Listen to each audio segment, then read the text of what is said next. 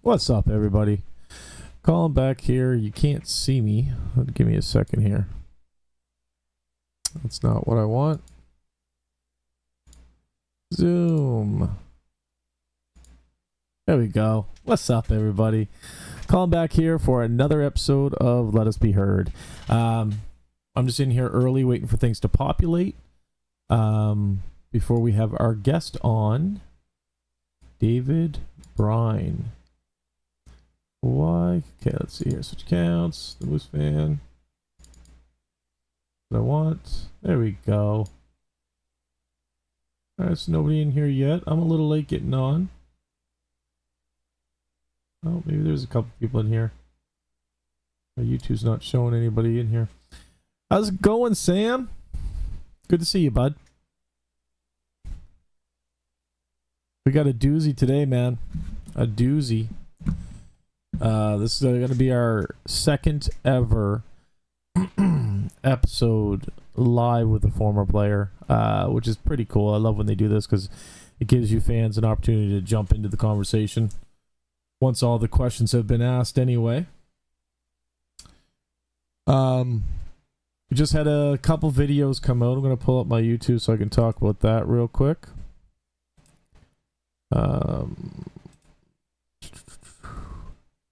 So we went to the kids skate and press conference on the 6th, whatever that was, Tuesday. Real blast, man. Just a real blast. They did an amazing job for the kids. The press conference was super funny. These kids are hilarious, and they were savages. Savages. Some of the questions included, if you could kick somebody off the team, who would it be? My God. But I also just had an interview with Ryan Falkenham. That was a pretty good one. That was on. What's up, Lone Wanderer? And I have another one coming out. It's already recorded and uploaded to YouTube. And that's with John Greenwood. So pay attention on Wednesday. That'll be released.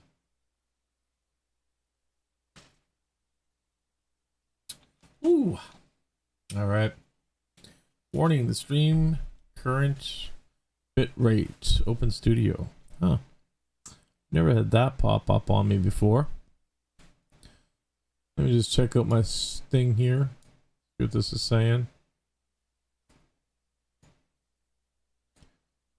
Stream bit rate is lower than recommended. Whatever. It is what it is. All right. What up, Sarah? How you doing? Can't wait for week 20 review. Me either, man. Sam, join if you want to. You were great last time. We got a few key talking points for Monday. What up, Trevor? So by the way, just so you guys know, this interview we have tonight is courtesy of Trevor, who hooked me up with David. It's been a long time in the making. David's got a pretty hectic schedule, and I have the reverse schedule, so it was really hard to link up, but we finally nailed down a time that worked for the both of us. And like it says in the title, man, he was gracious enough to accept this live, and I couldn't be more grateful for him. I absolutely love these lives. You know, I don't have to be scripted. You can rely on you guys a lot. You know, I got to tell you guys too, like, thank you very much. I rely on you guys heavily, especially for the weekly reviews. I'm not as knowledgeable as a lot of the people that come on this channel, so just big thank you for helping out. It's going to be a good one. It is, Trevor. That's right, buddy. I can't wait. Got some good questions. Trevor's given me a few questions, which is much appreciated. Like I said to him, I don't know all of these players. I went sporadically to the Mooseheads over the last 30 years. I only became a real, like, I guess I would say diehard fan over the past season and a half. So these guys that have been going to the games for 10, 20, 30 years, I rely on them heavily as well. So he helped me out with a few questions to make it so that they're questions that you guys want to hear. Hmm. Um, who's this player? Oh, so he was a a former Moosehead. He was with us for 4 years. He was co-captain. Trevor in the chat, let me know if there's ever been a time where there's more than 1 year where there's co-captains. He was a skilled player. He was an impact player for the team. They almost, in his last year, they almost went all the way. His name's David Brine, and yeah, I'm very happy to have him on the show. I should do the weekly review, but I have Axe Throwing League. Damn, Sarah. Ooh, don't mess with Sarah. She throws axe. That sounds exciting, Sarah. Melissa says. And shout out to my wife tonight. If she sees any questions in the comments, she's OGYG Gaming is watching me. It's got to be my son. We have home and away captains. Oh, okay, gotcha. So my wife is going to be act as my moderator tonight. If you guys throw a question at David and it's not pertinent to the exact time that we're talking, she'll text it to me, and once I'm done the questions that I have prepared, I'll throw your questions out at him. So Melissa, if you would make sure you get the name of the question as well. Let's see. Trey Lewis and Fournier were co-captains, Sarah says. This is the weekly review on Sunday or Monday? It really depends. I have a busy weekend this weekend, but I'd like to do it Sunday. It seems like there's more people available for Sundays. But if not, it'll be Monday around 6. But I prefer doing it on Sundays if we don't have a game, because I think we only have two games this week, so we could do it on Sunday if it works out that way. Sorry, I am dry as a mother right now. Oh my god. Let's see. Let me adjust this too. I like that chat to be up a little bit higher. That's better. My old classmate Ryan Hiller was on the team the same time as David. Oh, that's cool. We've also had 2 other people on the channel from David's, maybe even 3. From David's team. We had Justin Saunier and Kevin Cormier, both on the show. Kevin Cormier might make a special trip into the chat today. I have to send him a link here once David gets on, and if he's free, then he'll join in just for the chat and to watch it, and maybe at the end he can get on and say hi to David himself. That'd be kind of cool to have 2 of them on at once.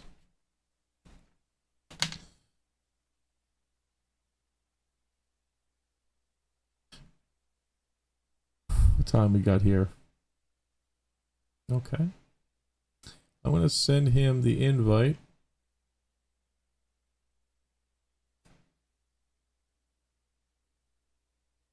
Invite. Yeah. Drag this over here so you guys don't get it. Where's that at? Here. Right here.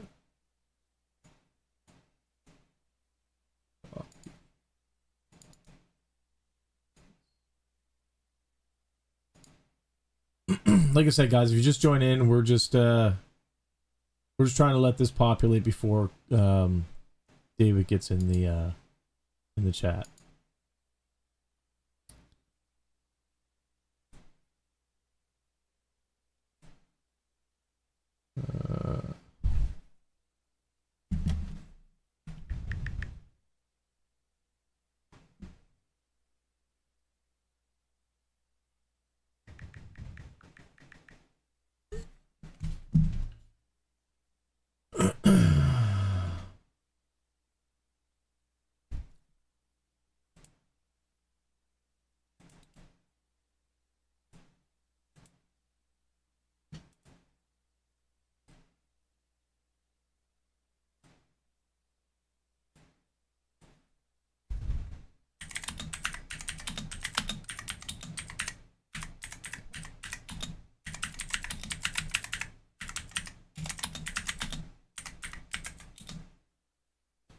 What the hell am I typing?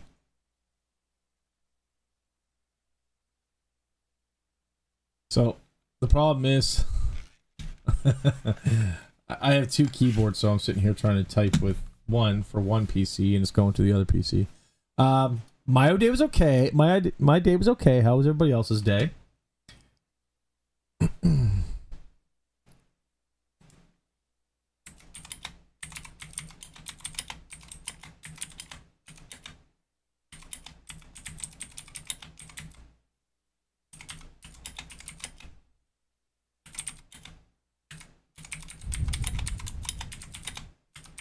Sorry guys, I can't type and chat at the same time. I'm very slow in the head.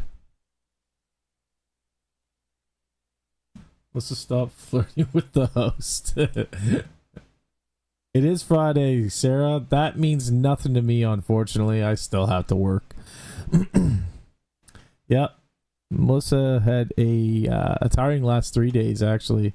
Her and my daughter painted a kitchen cabinet set and vanity set all by themselves while I was out at the shop working on doors, and I'll be working on the doors all weekend so that we can finish it on Monday. So gotta get paid.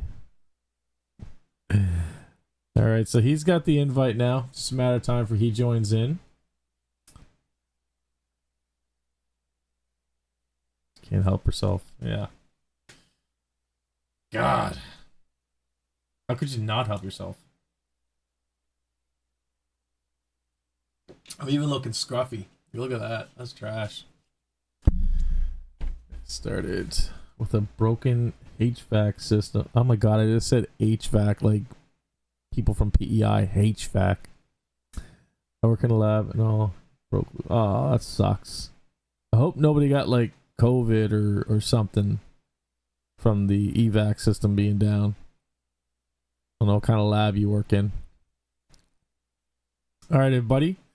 The man of the hour.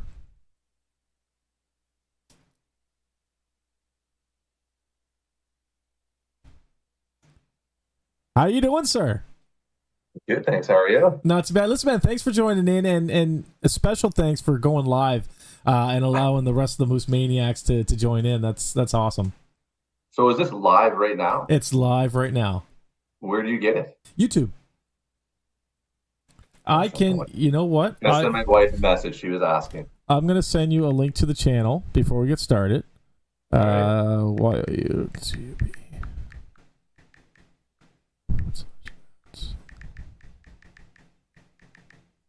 So that's the link. All you got to do is click on the live as soon as you hit it. All right, so we have about 12 people in so far. I was hoping to have about 20 or 30 in, but we can start anyway. We might have a special appearance from a former teammate of yours. I'm not sure as of yet, but if he's not busy, he's going to pop on. That's intriguing. I'm just trying to set my wife up because she's... No, do your thing, man. We got time. Yeah. Dun, dun, dun.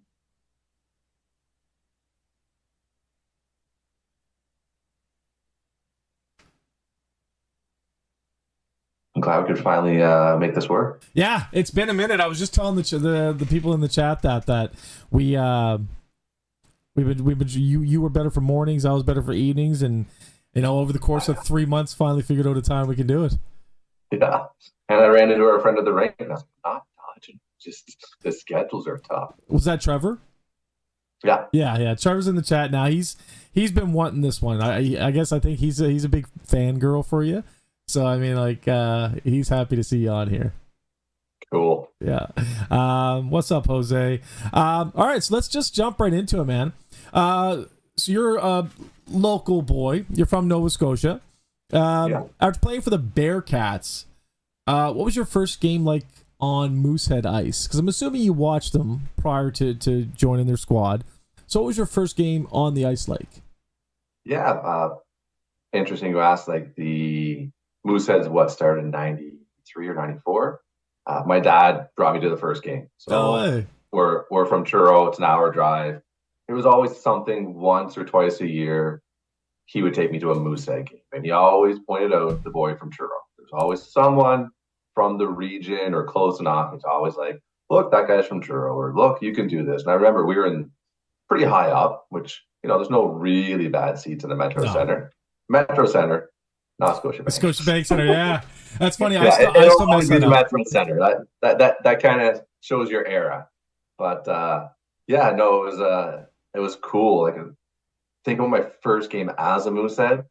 I reflect on, we were in Gatineau, and as far as I know, Gatineau's never had a bad team. Like, they've always they're pretty been good, strong and well coached, good fans, tough rink to play in. And the reason it kind of stands out there was Sean McKenzie. A lot of credit to him.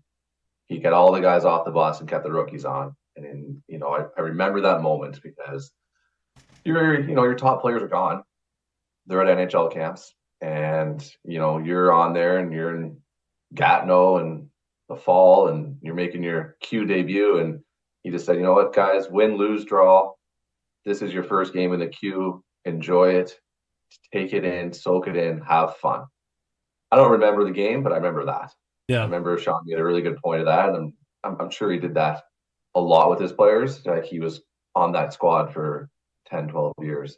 As far as Moose Ice, the memories that come back there are just, the fans. The fans are awesome.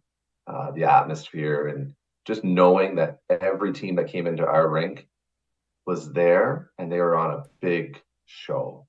Everyone was there to watch you. Scouts were in the stands. You knew where the press box was.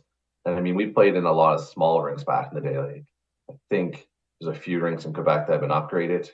Maybe Shawinigan or Randaranda. Like, they've got nice rinks now. They didn't back then. The boards in Randaranda, if you dumped it in, it was square. Like, it didn't rim around. It was a square board. You knew that. You walked up to the ice. Like, they came to town, they were hungry. Like, you had to be ready to go every time, because this was their chance to play in front of 10,000 fans, 8,000 fans, and Scouts came in, and that was a big deal. We last night we actually had the Vegas Knights there, obviously watching Cataford, but they were in attendance. Yeah, they're watching Cataford, but if you do something, they see you. Yeah. So yeah. You talked about going to a game as a kid. Now, do you stretch as far back as the Citadels? Because we're close in age. I am born 85, just turned 39 last month. I don't stretch that far back. But growing up, I did Dean Hopkins. I don't know if you know the name Dean Hopkins.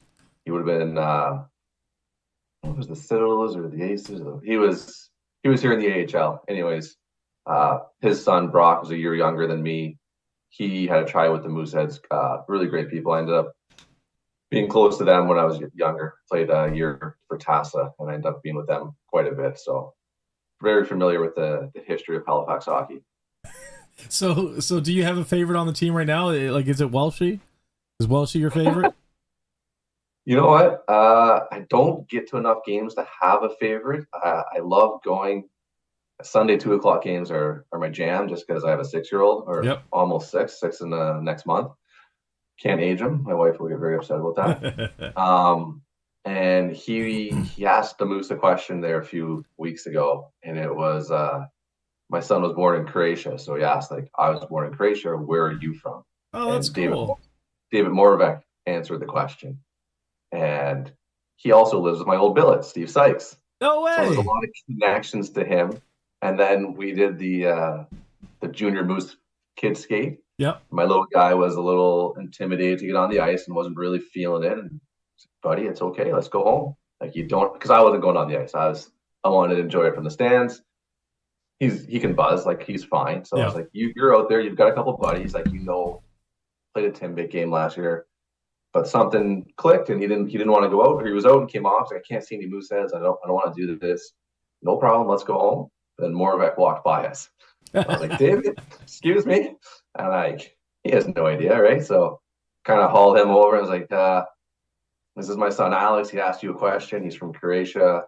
He wanted to meet 3 guys at that skate. It was Lou Felix Denis, Moravec, and Vidicek. Nice. And he's like number 7, number 6, and number 19, maybe. I'm not sure. That's My what he kept saying, at least. my chat is about to blow up with LFG LFD. I know it. I can sense I it was at coming. that game. That was cool. That Yeah. was really cool. I saw that sign go up. So my son's middle name is Felix, so Oh, he cool. connects with that. 5, 6 year olds. That's how they work. Anyways, he walked by. I was like, David, like, can you help my little guy out here? Gave him the background of like, he asked you the question. Oh yeah, cool. Then I kind of was like, you live with Sykesy? He's like, yeah. I was like, I live with Sykesy. He's like, oh, like, so we had a nice little chat, and then I saw them playing around the ice. So it was really great. So if I had to pick a favorite, It'd be it's more him. V. Yeah. Yeah, So it'd be him. did you stay for the press conference? So my little guy didn't get off the ice. So Oh. he was on the ice till 7:20 with his buddy, Ben. Ben, they were the two of them and another little kid that we didn't know was out there. You're supposed to get off at 7. By the time we get off, it was probably 7:25. Big shout out to the ushers there. They were awesome. Oh, they're The one amazing. guy we were chatting with was a former teacher and spoke French, and my wife's from Quebec City, so my son speaks French. So they started speaking French together, and by the time we went over there, it was packed. Like you couldn't Yeah. get through the parents or the kids. And I was like, you know what? It's late. It's been a big day. Let's get home and get to bed.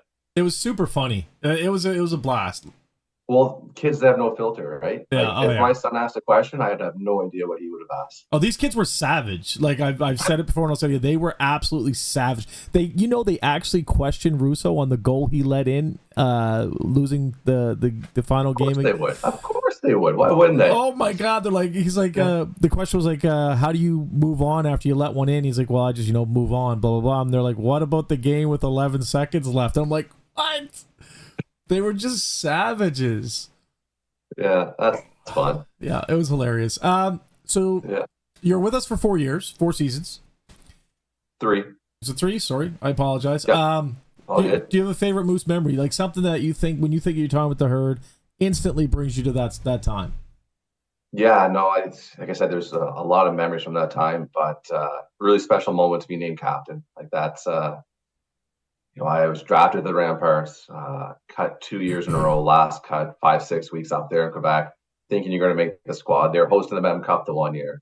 Really disappointing. Ended up having a good year at the Bearcats, my 17-year-old year. And then they had to rebuild a year after the Mem Cup, and they wanted me back up. Just wasn't there for me, and I knew I had talked to Ali. He said the Mooseheads were interested in trading for me, so I kind of held out and said I wasn't going to go. And I got a chance to come here and play for the Mooseheads, and just all those moments, like you never thought I never thought I was going to play for the Mooseheads, right? Like I was drafted by Quebec, and then to get to wear the C in front of friends and family, like I had a lot of people supporting me to get to where I was, and a lot of people in the stands. Like we get 2 tickets as a player. I was collecting all the guys that weren't using tickets. That's awesome. It was hectic. They knew I needed tickets, and like I said, my parents and sisters came to every game. Like it was just a special moment to be able to wear that C. And then last week going into the dressing room and there's your name on the wall, hey, former captain. It's like, hey, that's me. This is your name. Like it's just cool. Yeah, that was a cool special moment. That's incredible, especially now, like, having kids and going to the games now and getting to relive your glory. And not that they're glory days, but they're glory days. You know what I mean? Like, you know what I mean? Like that's got to be something else. Like I will never experience something like that, so I'm very envious of you. I'm not that athletic of a person. I could not do what you guys do on that ice. Couldn't. Yeah. No way. So you played in a lot of different leagues. I checked your hockey DB because personally I wasn't going to Moosehead games at the time, so I've never seen you play, but I rely heavily, as I said, on the people at the Scotiabank Center who have been going for 30 years and know you and love you. So I had to check you out on hockey DB, and you've played for a lot of leagues. Can you give us some of the differences between the different leagues that you've played for? Yeah, absolutely. Yeah, Metro Center. Sorry, man. I won't let it slip again. Yeah, that's all good. The leagues are so different, right? Like I found going from the ECHL to the AHL to the NHL, there's not a lot of difference in players. Like everyone at that level can skate, can shoot, can stick handle. It's all between your ears at that point. It gets easier the higher you got. Like you go from I played 50 games in the coast, get called up to the A. It's easier. Guys are better. They're smart. You get to the NHL, it's a fast game, but it's easier because everyone's a really good player. Yeah. You go over to Europe. I think I played, I'm not sure how many leagues, but I played in a number of leagues. Every league is different. The Austrian league, strong league. Like we played 4 or 5 different countries. It was really good hockey. I fluctuated second, third line over there. Like it was really good hockey. You go to Korea, I'm a big guy over there now. Like I'm actually able to hit guys. I've never been a physical presence. I finished all my hits and I did the little things. But over there, I blew some guys up. And I was just like, wow, this is what it feels like. Because I'm not a big dude. Denmark was a young league. It was quick. It was interesting in that regards. And then like the British League, it's exactly what it's evolved a lot, I should say, but it's still tough. Like you have 15 imports on a team, the fans want to see the rough stuff. It's a tougher league. And then I finished off my career in the Hungarian league for half a season. What a lot of fun that was. What a great way to end my career. Really? Oh my God, so much fun. I played a pretty big role on the team, but with two like 19-year-old Hungarians. And we had probably 7 or 8 North Americans. So I could have played with those guys, but I fit better with developing younger guys. And I see that trend throughout my career. And it was fun. Like played a lot of minutes, played a lot of big minutes. We made a run. Like we could have went to the finals. We lost in double overtime in Romania to end my career. It was just fun. The guys were good hearted. The coaches were good hearted. Like everyone was there, had a good time. My time in Croatia, off the ice, met some incredible people. Like just still talk to some of them today.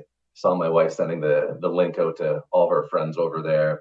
Some friends in Germany. Like just met some really awesome people and just continue to talk to them. Like they're just good people, and I look forward to seeing them at some point in the future. It's hard to get over there, but every league had different quirks to it. How many imports you get, what style of play it is. So it's fun. It's funny you mentioned that because like even Mooseheads of 20 years ago, I know fans in the stands that still talk to them to this day. Like they followed them on their their university careers, going to PEI to watch them or Moncton to watch them or whatever the case may be. It's crazy how hockey brings people together. Absolutely crazy. It is. It's a very easy common denominator. Like we all, shouldn't say we all, the ones that love hockey. Yeah. Now I couldn't have you on the show without no, it's not that bad. It's a hot topic this year, obviously. So as a skilled impact player, because let's face it, like you put up a lot of points for us. What do you think is going to happen long term with Q removing fighting or penalizing fighting a lot worse? Yeah, interesting. Never enjoyed fighting. Had to do it. Didn't enjoy it. In my Moose career, 1 fight, junior A, 2 or 3, pro career, 2 or 3 a year. And it was typically, I've had this conversation a few times, typically because first on scene, my line mate got blown up or someone did something and I would jump in. I hated it. I don't like it. Maybe it's an unpopular opinion. I don't see the need for 16-year-olds to be fighting. Like it is dangerous. You don't know what the long-term repercussions are going to be. Like I played with one of the toughest guys and I saw him crush guys and that was his job and that was that era. And he did his job very well. It's scary. Like you see someone get knocked out, the older I get, the more I think about what's that like? You wake up and you don't know where you are, can't play for a while, concussions. We don't know what the impact of head injuries are. Moving on to professional career at 20 years old, 21, 19, whatever it is. Those younger guys are pretty well protected when they get up there. Like they're not supposed to be fighting. Like that's for other people. Maybe you're choosing that career, you're choosing that path, but you can see now the stage fights are gone, which is good. Like everyone that's up there can play. Like I played an era where guys couldn't play, like they could fight, and that's what got people in the stands. Removing her from junior, I'm okay with it. You don't see fights in NCAA. No, like these are kids. They're 16-year-olds. What happens when it doesn't happen because there's the code? What happens if a 20-year-old picks on a 16-year-old? I saw a 20-year-old beat up a 15-year-old when I played junior A. Yep. Put the boots to him. The 15-year-old hung in there, but like, what's a 15-year-old doing fighting a 20-year-old? I agree with Like, that. that's not okay. I'll agree with that. I do agree with that. And I didn't ask the question so I can debate it with you. I just wanted to know your opinion on it. No, there's a place for fighting in the game. I agree with that. Junior, I'm okay with not being there. Like, these are kids. They have so much ahead of them. And how many of those kids are going to go on to have a pro career? How many kids are in the queue? A couple hundred? Yeah, 200? you're lucky if, You're five. taking 10, 20, 30 of those kids a year, 5, 10. Like, what's the rest of them doing? They're getting real jobs. Yeah. Do you think they need long-term effects from the glory days of the queue? Like, no, they don't. Like, you see kids retiring now with concussion problems at 18, 19. Yeah. That's so sad. Well, let's be honest. They're going to have long-lasting repercussions from playing this game anyway. You guys put yourself through hell. Like, to be honest, like, maybe not the head, but your knees, your hips. There's other issues that come with it. So, like, you guys put yourselves through hell just for the love of the game and for the entertainment for us. You know what I mean? That's the way I see it. You don't think about it when you're that age. No, you don't. You're invincible. Yeah, agreed. And it's funny you say that. Like, nowadays, I have 3 kids. I know you have children as well, and it's the unknown that scares me now. Is my son gonna walk out and something bad happen to him? Everything terrifies me. Don't run down the stairs. The older you get, you know what I mean? The older you get, the more terrified you get of life. Isn't that crazy? Yeah, it is. It's wild. Oh, we have Heather James. Hey, from Wales, UK. Stu Bob and Heather, they are big friends of ours. That's we spent awesome. a lot of time together. I said, my wife sent out the link to our network overseas, and I love that. Stu Bob, I absolutely love that. Okay, so what was fan interaction like for you? Like, what was the thing you enjoyed most doing in the community? Did you enjoy fan interaction at the arena, or was it like, I just played a game, like, get the hell out of here? Well, I can tell you, I loved having a Guinness with Stu Bob and Habs after a game win. They can attest to that. I can attest to that. I think the older I got, I don't say that, even young, like when I was at the Mooseheads, if they needed someone to do a school visit, I told them they could call me at any time. I told in Rochester, I did a lot of school visits. I tried doing them overseas, a little bit difficult with the language barrier. Yeah. I love getting to the kids, like just going out there and chatting with them, having a great time. Never really didn't mind talking to fans. Like, it's fun. Like, it's hockey. They want to chat, they want to know what's going on. It's normal. But I would say the events I really enjoyed were school visits. Yeah. I can imagine.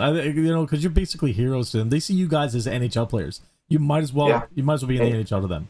And you are in Halifax. Yeah. Right? Yeah. So your last year with us, we made a deep run. Like, we got knocked out, the end of the third round? End of third round? So my second last year, we got knocked out in the finals. In the finals, okay. Yeah. How close do you guys think you actually were to clinching the President's Cup? Did you guys, was there another piece you needed? Was it just some bad luck? Or do you think you guys could have went all the way that year? Yeah, I think we could have. We had a strong team. We made a couple tweaks at the deadline. We brought in some players to shore us up. We had a deep roster. We were old. We were a lot of 19-year-olds, which is what you need for a run. Yep. We ran into, Sidney Crosby and his crew. Like, they had that one line that was just incredible.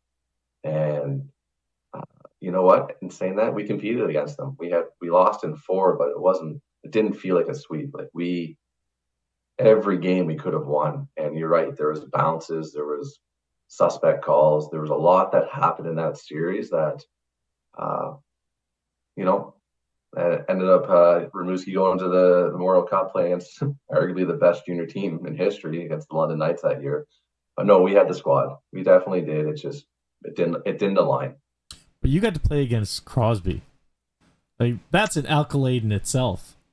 So I grew up playing against him. I played against him quite a bit growing up. And I know after that, into our pro career, I was someone that just loved being on the ice. Like, I enjoyed hockey. So I was very fortunate that instead of I had committed to SMU.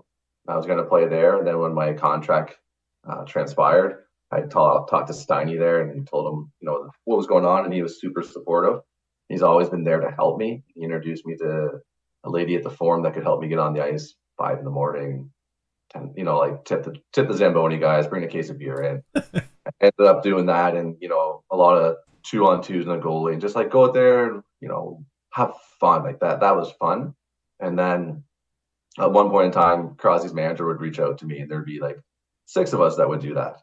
And I would get a call the night before from his manager, like, okay, Forum tomorrow, 6 a.m., doors lock at 5:30.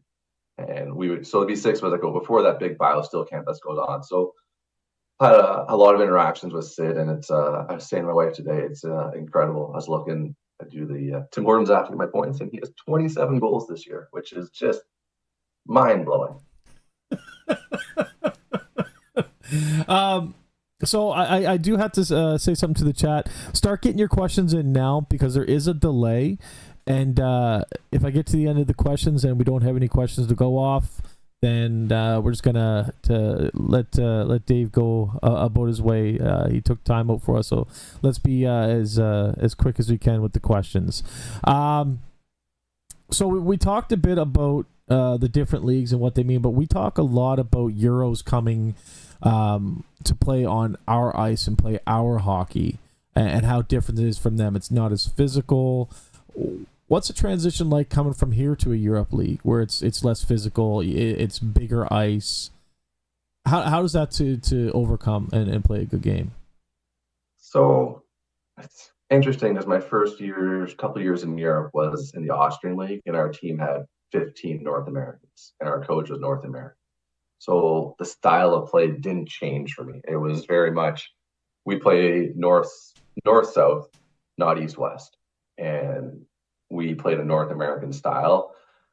And a lot of that league played that way. So it wasn't that big of an adjustment. And the rinks, you look at the rinks and you're thinking of the World Juniors, the World Championships. Those are big rinks. I played in some barns. Like, they were not Olympic size. They were round around back in the early 2000s side. So it wasn't too hard of an adjustment to make, just because I was surrounded by North Americans who played that same style. And the rinks, some of them were quite big, but you really don't notice, like, a couple feet here, a couple feet there. Again, like, it's between the ears at that point. Yeah. Well, is it as physical though? Like, no, it's not. It's not. Okay. We had a fighter come over who played with us, and he itched for fights, but he couldn't find them. Like, he get 1 or 2 a month, and it's just not over there. You don't do that. I fought once in Europe, and I went looking for it that night. So you said bad day, did you? I had a bad day, and I did something on the ice. The guy, you want to fight? He's like, why do you think I'm doing this?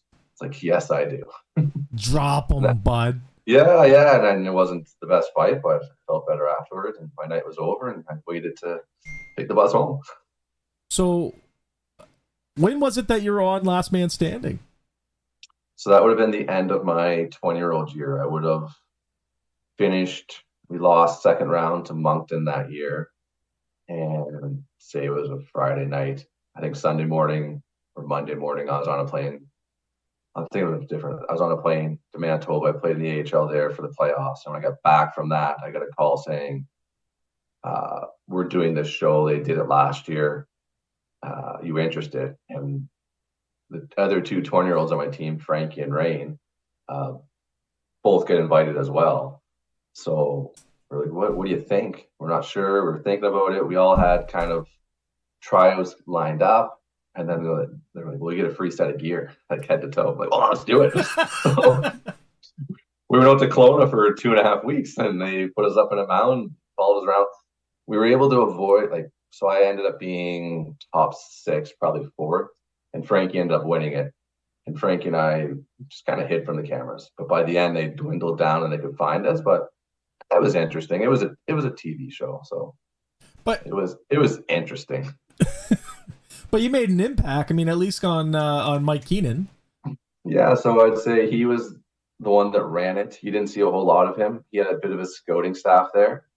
The guy I made an impression on was Jack Birch. I came into one of my one-on-one meetings with the panel. I think Shovel Dayoff was there. I think he's the GM for Winnipeg now. He was the GM in the Chicago in the AHL at the time. And we had an interview, and they were talking about 100 points this, and I was starting to score a lot of goals at the camp. And like, how are you going to be like a 20-goal scorer in the NHL? I was like, guys, this is my first year as a breakout year as a 20-goal scorer. I'm a shutdown guy. I kill penalties. I win faceoffs.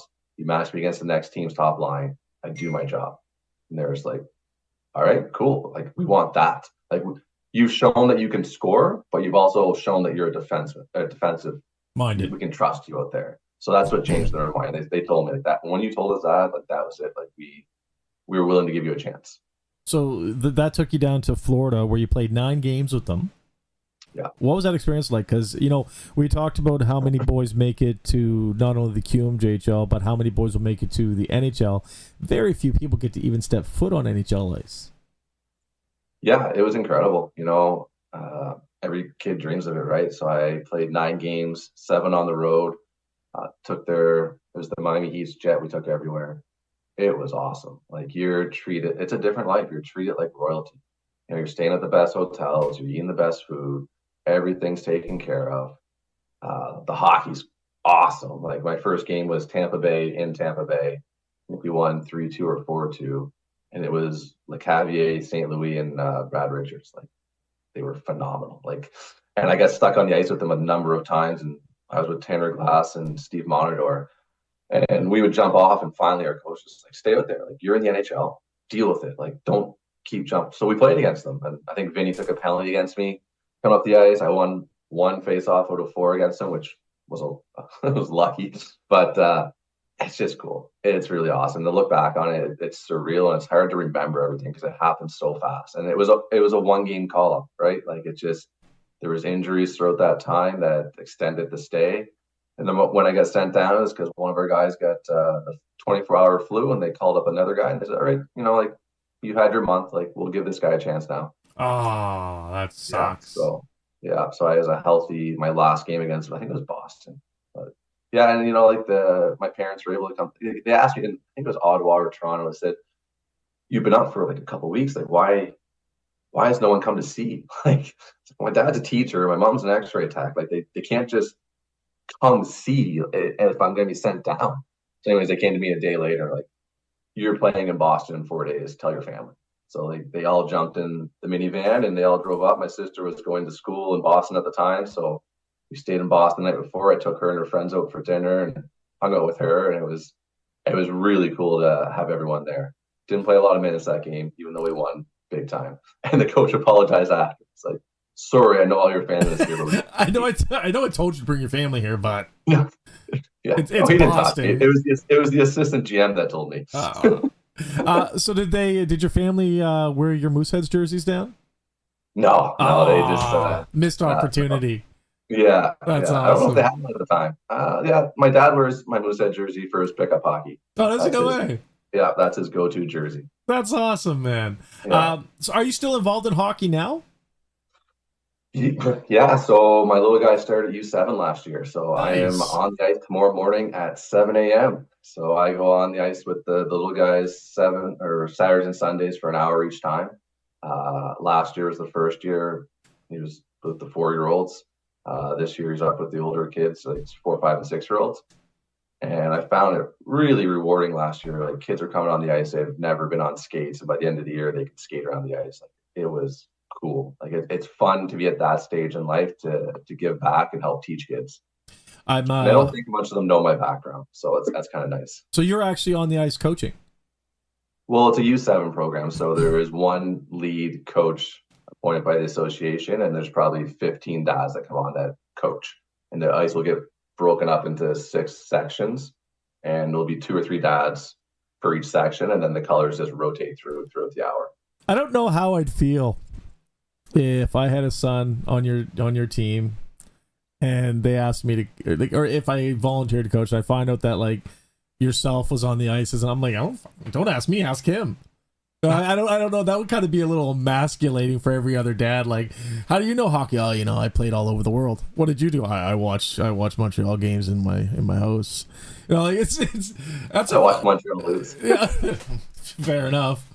No, but I you know what? I hope that my personality doesn't come across as that. I look like a scrub out there. My sister's college helmet. I've got purple gloves. I've got my Moosehead track pants from 20 years ago and a jacket. Like, I don't look like anything out there, and I am rolling around on the ice with the kids, trying to make them have fun. And, I think by now, like 2 years into it, maybe most of the dads know. I don't know. It's not something that comes up. No one asks me questions about it. That's awesome. And I usually try to organize a little, get to a game or do something. So, it never comes up. So I'm one of the guys. I'm just your average guy. I'm just a guy. Just hanging out with the boys on the weekend and the girls. So I just started teaching my son how to play, how to skate this year. And it was like the blind leading the blind, man. Like, I could stand, like, I don't fall, but I can't stop. You know what I mean? Yeah. I had a couple of friends come and help out, and he's slowly but surely getting it. It's a hard thing to teach somebody who's not used to it, or if you can't do it well yourself. So that's like I coached baseball, I coached soccer, but I could not do hockey, man. Like, my hat's off to you. I couldn't do it. It's tough. It all depends on the personality of the kid too, because I help my son out a lot, but can skate's been the savior for skating. Like, he gets on can skate once a week, and that's where he learned how to skate. Was we went up to Truro during the pandemic because on the week hard to get into can skate in Halifax, and we went to Truro because that's what we did. And my parents were there, and we go up every Sunday and do can skate, and it was bloody murder when he was screaming to come off. And then all of a sudden, it's like he gets it, he loves it. He gets a little treat afterwards, and now he's a good skater. But like me trying to teach him, like the same thing. Like, I'm a hockey player. I'm not a teacher. Yeah. Like, I was lucky. My dad was a teacher and a hockey player. Or he played junior, but he knew how to teach. That was the key. Like, by the end of the year last year, teaching forwards how to skate, I got it. I understood it. And then I moved up this year, and I'm with like 5-6-year-olds. I'm like, I don't know how to talk to these kids now. Like, give me the 4-year-olds again. That's awesome, man. And and I'll tell you, like, my coaching experience, like I said, with soccer was like I had kids calling me names, and like I can't do it, man. I can't. Not for me. So I only have a couple more questions, then I'm gonna throw it over for a couple questions, if you don't mind, to the people that are watching. But first of all, Gabriel Cote says, "Good job, David." Gab from Quebec. That's my brother-in-law. That's awesome. He's a beauty. So it's a beauty. Do you have any words of advice for our current team or future Mooseheads, boys coming up into the QMJHL? Yeah, it's a good question, and I was kind of thinking, like, what kind of advice would I give? And what do I tell my son every day we go to the rink? Have fun, listen to your coach, work hard. And then my wife added, when you hit the ice, smile. So it's a game. It's fun. Like, have fun, work hard. I think what made me successful in my career, especially cut twice from the Q, like, just, I had a tough road. No one thought I would make it to where I did. I was coachable. I was very coachable, and I worked hard. Like, but I loved it. It wasn't work. So I would say enjoy it. For the Mooseheads, man, it goes fast. Like, 20 years ago I played, and I was in there the other day talking to these kids. Like, it goes fast. It's fun, and it's interesting because every year I played there'd be the 21, 22-year-old guys that came back getting ready for their pro camp, because pro camp started a little later. And they'd always say, like, junior's so much fun. Like, pro's not the same, this and that. I'm like, what are you talking about? Like, you're playing pro hockey. I get it. Like, there's the stress of pro hockey. Junior hockey, you think there's stress. There's not. I remember being called an old guy when I was 20. And then you go into the pro hockey, and like, you're the rookie, the young guy. Like, the guys are 38 you're playing with, right? Junior's fun, and enjoy it. All right, good. That's good advice, man. I like that. So I'm going to field a couple questions, and then I'll ask you the final question when we're done there. First of all, Trevor wanted to know, who's your favorite player on the team? Yeah, so like I was saying earlier in the show, like Moravec, like he took care of my kid. Okay. So a real soft spot for him from Czech. Like, that's a place that's near and dear to my wife's heart. So I got a lot of love for that guy, and we share the same name. Yeah, fair enough. Can you speak any other languages? That's from his name is LFT, but that's from Jose. Yeah, so it'd be debatable if Gab's still listening, but I would say I'm pretty fluent in French. I lived in Montreal for a year after I retired, and I did meetings in French. Uh, my son's in the CSAP program, so his school is completely French. And when I go there, I speak French. I wouldn't say it's perfect French, but if you drop me somewhere in the middle of Quebec or France or a French-speaking country, I'd survive. I'd have no problem. When I lived over in Europe, we made a real point of learning as much as we could in the countries we lived.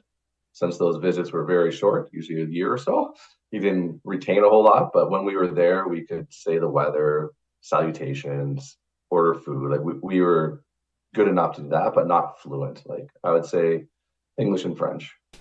So, speaking of food, my son wants to know if the pregame meal changed from now and then. What was your favorite pregame meal? And it evolved. When you grow up, you think you have to eat spaghetti for every meal. Yeah. I think by the end of the Mooseheads, I was eating sweet potatoes. I went plant-based my last 3 or 4 years of hockey, still plant-based. So like just switched it up in that regard. Rice. Uh, and then at some point you realize as long as you put good food in you, you're gonna play well. Like you have a good salad, you have some carbs, you have a little bit of protein. Like if you put good food in, it doesn't have to be the cookie cutter meal that everyone thinks of. So and like you go in Europe and you're on the road and you stop at a gas station for lunch and they serve you something you've never seen before. That's your meal for the like you just figure it out. And even that, like I remember getting called up from the coast, stuck in airports and not being able to go and eating airport food and then getting off the plane and playing.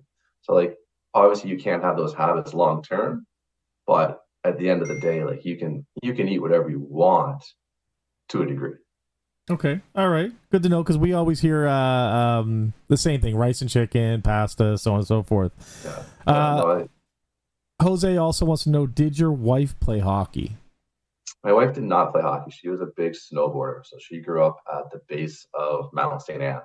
So Oh, she's okay. certified to teach snowboarding anywhere. And then the one year we played in Korea, we went skiing in the middle of the season, probably not the best idea. And she did tricks around me. Like she was doing, and I was oh, Gab's listening, so I was very impressed. Let's say that. And then I was super frustrated. I was like, all right, this is enough. Yeah, as a I can competitive barely person. stand up here, and she's just doing all this cool stuff. But it was really cool to see her in her element. And now she lives in Nova Scotia, where we have two tiny little hills. Meet me in the rink there, hun. Yeah, no, she has skates. We're on the oval. She can buzz around there too. That's awesome, man. Yeah. Steve DeVoe wants to know what's your favorite NHL team. So I would say that's a interesting question because growing up, diehard Bruins fan. My dad was Bobby Orr, Bobby Orr, Bobby Orr. After going through it, try it with Carolina in Vancouver's system, in Arizona's system, the Panthers. I default back to the Panthers. Let me play my games. Like they've given me that experience. Yeah. So I actively root for those guys. I'm very like grateful for that. I wish and believe there should have been more games, but you know what? I got games. A lot of people out there that didn't get games, and I've moved past that. Like I want more part of it. See the thank you part, and I support them. My sister's got my little guy Panther jersey for Christmas a couple years ago. He, however, has switched teams to the Kraken because he loves the Kraken animal. And then when he watched highlights, he heard there's a Kraken team. He is a huge Kraken fan. So if you see a little guy around HRM in a Kraken hoodie, jersey, or it's him. I'm sure there's not a whole lot of them. But you know what? If he wants to support the Kraken, cool. Like we can go to Florida and watch the Kraken play the Panthers. I'm glad you're all for that because my son started liking Toronto Maple Leafs just to friggin' spite me. I swear. Cool. But if you let him spite you and you let him show it, he'll keep doing it. Yeah, exactly. Right. Dylan wants to know what your favorite former teammate was. I don't know if that's Moose related or if that's in general.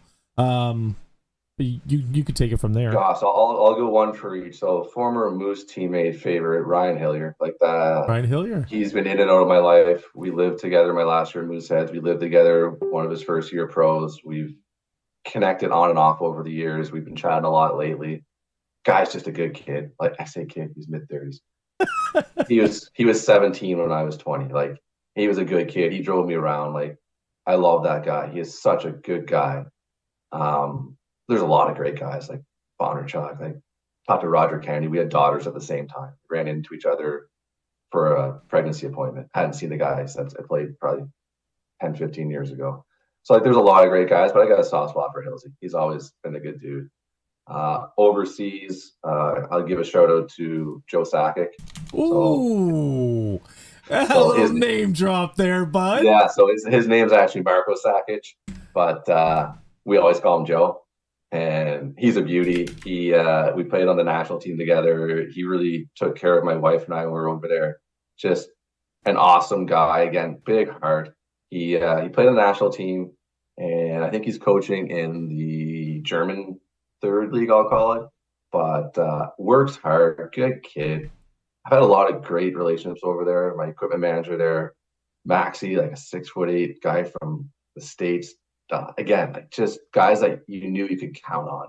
So I would say like those three guys, like, and Maxie's a manager, but he's a teammate. He was there for me. Like when times were tough, we would have our beer together and we would bitch and moan and complain, and our wives got along. And there's so many good guys over the years, but those three definitely stick out. I didn't know you played with Sakic. That's incredible.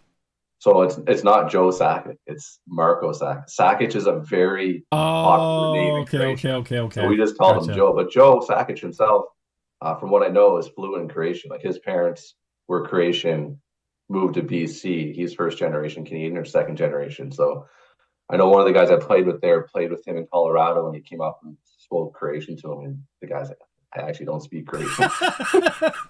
So yeah, any Sakic over there, we just call Joe. But this is Marco is his name, but he's Joe to us. That's crazy. No, you confused the hell out of me. I thought you were talking about the Joe Sakic.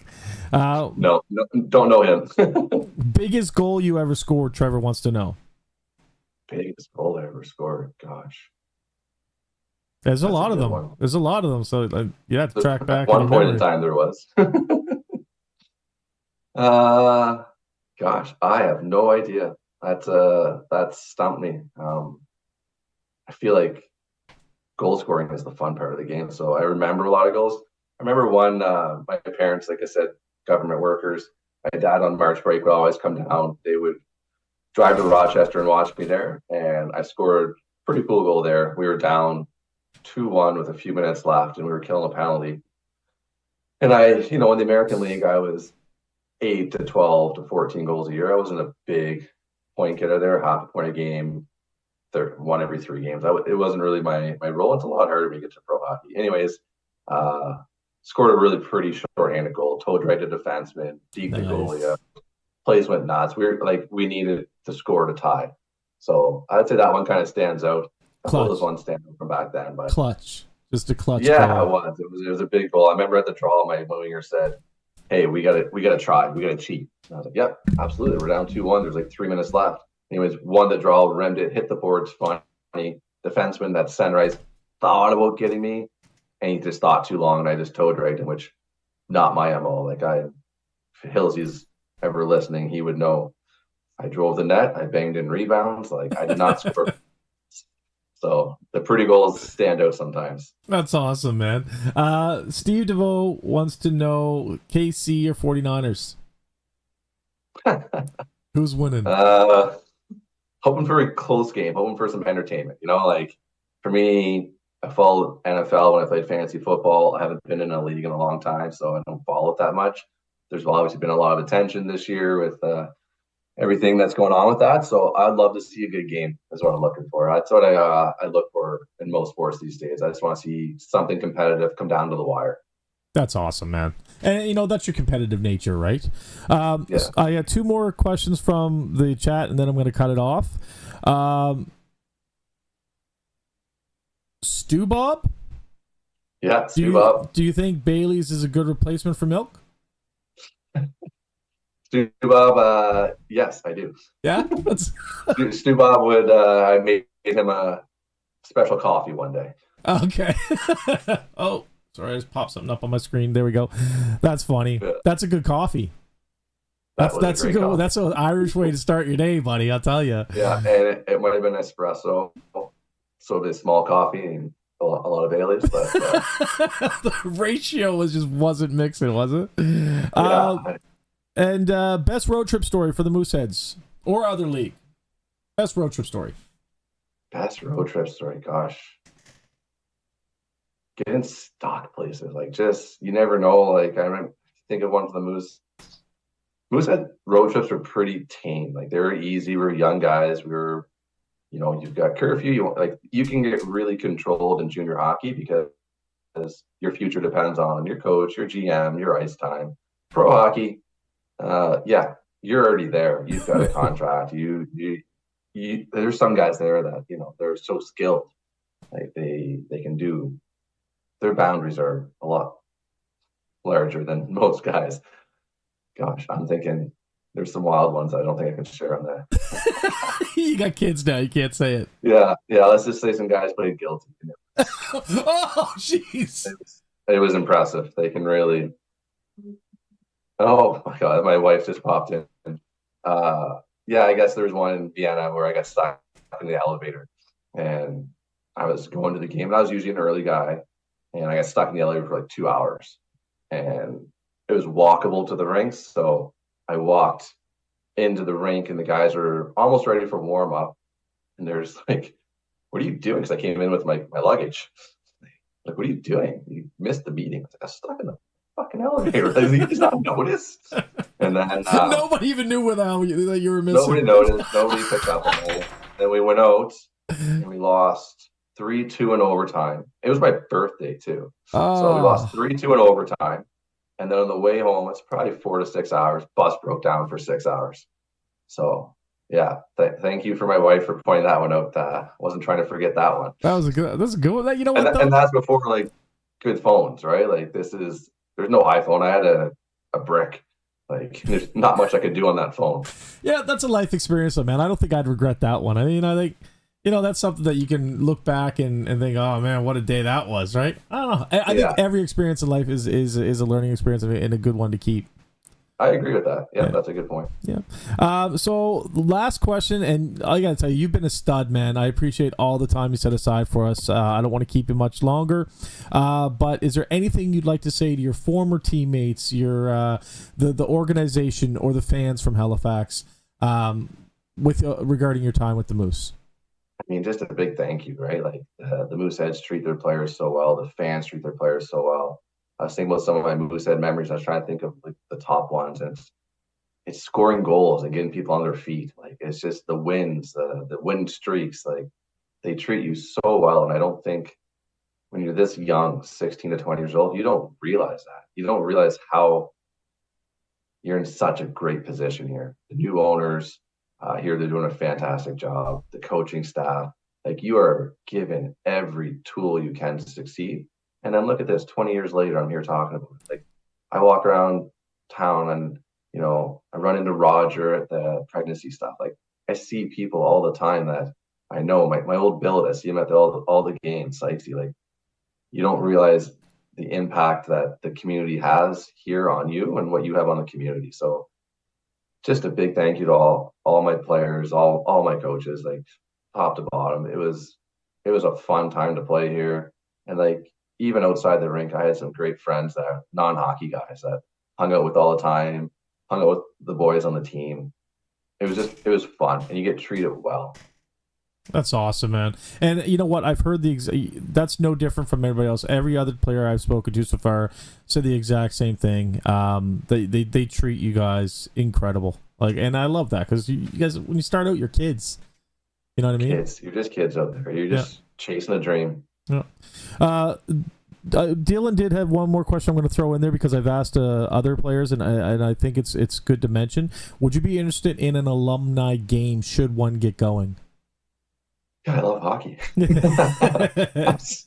I get to play maybe once or twice a month right now. Like I play Friday afternoons if my schedule permits. So I was out today with a group of guys, and I just love hockey. It's fun. It's a good time. That's awesome. So yeah, there's rumors going around about former Mooseheads playing current Mooseheads. I think that'd be No, that would not be fun. That would not be fun at all. Why not? Because these guys get to go to the gym. These guys get to work for this. I have a job, a wife, and kids. Is it not? Is it not like riding a bicycle?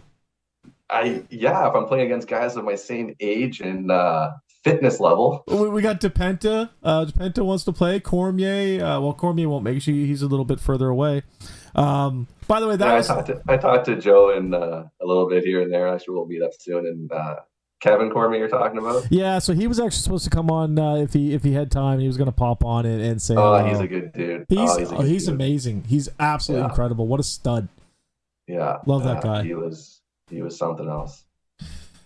Well, listen, man. He's got some stories. Ask him about our crib games on the bus. He's told me some stories that I can't talk about on here. Yeah. Well, my stories with him are very PG. There's none of that.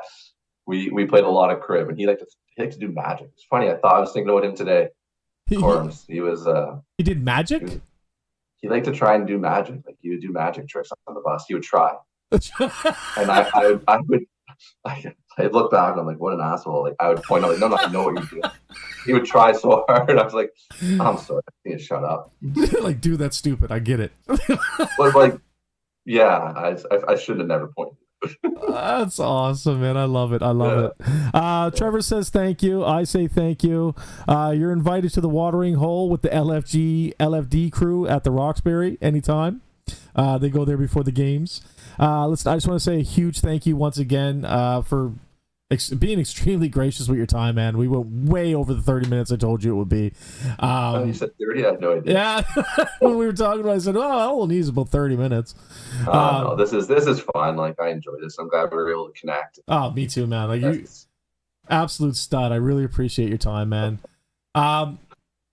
That was David Brine, former captain for the Halifax Mooseheads. Hope you're all healthy, safe, and happy out there. And as always, go Moose, go.